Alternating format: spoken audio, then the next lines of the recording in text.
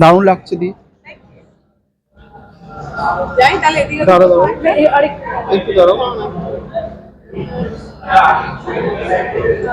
যদি সাকসেসফুলি চলছে এখন কি বলবে, খুবই ভালো লাগছে।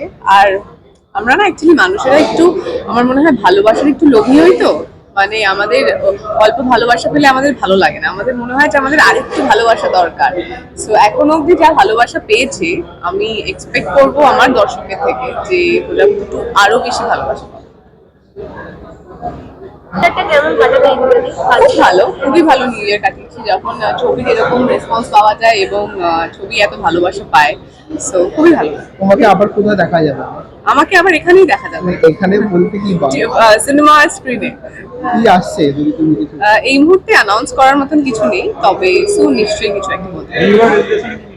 রেজলিউশন, আমি কোনো রেজলিউশন ব্যাপারটাতে বিশ্বাসী নই। আমার মনে হয় যেটা সারা জীবনের আমি রেজলিউশন নিই যে নিজের কাজের প্রতি ভীষণই ডেডিকেটেড থাকা এবং খুব মন দিয়ে কাজ করা।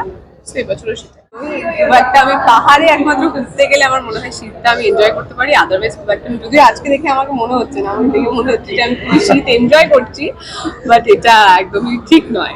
আচ্ছা, শীতের মা খেতেই হবে শীতকাল। পিঠে স্কিন কেয়ার, শীতের স্কিন কেয়ার একটু বেশি ময়শ্চারাইজার, কারণ মনে হয় শীতে আমার যেহেতু পার্সোনালি একটু ড্রাই স্কিন, আমার একটু ময়শ্চারাইজার বেশি দরকার হয়।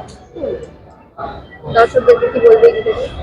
দর্শকদের উদ্দেশ্যে একটাই কথা বলবো যে এখন অবধি যারা প্রজাপতি 2 দেখেছেন তাদেরকে অনেক ধন্যবাদ, এবং যারা এখন অবধি দেখেনি তাদের কাছে রিকোয়েস্ট যে তাড়াতাড়ি গিয়ে দেখতে।